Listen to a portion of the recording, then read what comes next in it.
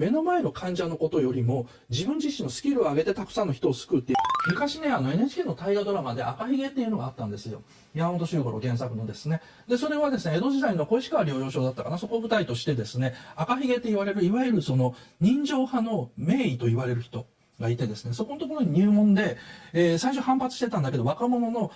医者になりたい男が来るんですよ。で、その医者になりたい男っていうのは、蘭学とかですね、そういう西洋の知識とかを身につけて、で、それで、よりたくさんの患者を救おうとするんですね。で、その赤ひげ先生と、大河ドラマのね、1年間の後半部分だったと思うんですけども、長崎に行って最新の医学を学んだらば、より多くの患者を救える。だから長崎に行くという話をしてて。赤ひげ先生はですね、それに対して、それは、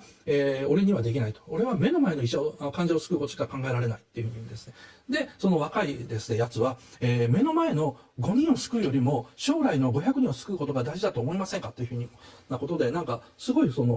言い合いになるんですよね。で、結局それは個人個人の生き方というふうなことで、若者は確か長崎の方行ったと思うんですけども、これって、その医学の発展のために、目の前の患者のことよりも、自分自身のスキルを上げてたくさんの人を救うっていう、いわゆる合理的な考えではあるんですよね。で、それに対して赤ひげが言ってるのは、それを考えて目の前の5人の患者を見捨てる人間に医者の資格はあるのかっていう話になってくるんですよ。で、その NHK の大河ドラマですから、どっちが正解かはないんですけど、どちらかというと主人公の赤ひげ先生ですね。主人公はね、若い医者の方なんですよ。でも合理的に考えたらこの人明らかに間違ってるって行動をとってる人に対しての葛藤みたいなのを描いてるんですね。だから、そんな問題にも似てるなとも思いますし、こういうシステマチックな考え方って日本人に馴染まないと思うんですよね。この人に対する僕のアドバイスっていうのは、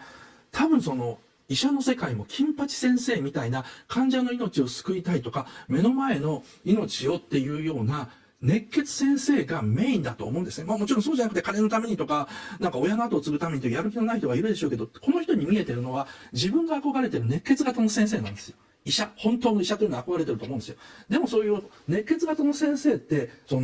多分、フォロー役が必要なんですね。アドバイザー役が必要で。それはこの人の視点だと思うんですよ。患者を救うということに何の思い入れもないのになぜか成果をバンバン出してるという人ですね。だから、本当の医者というのを目指すんだったら、こういう周りにいる熱血型の医者を本当の医者にするフォロワー役というか、アドバイザー役ですよね。なんかそういうふうなものに自分の生き方を求めた方が僕はいいと思います。なんかいろいろ知らない業界に愚痴を出してすいません。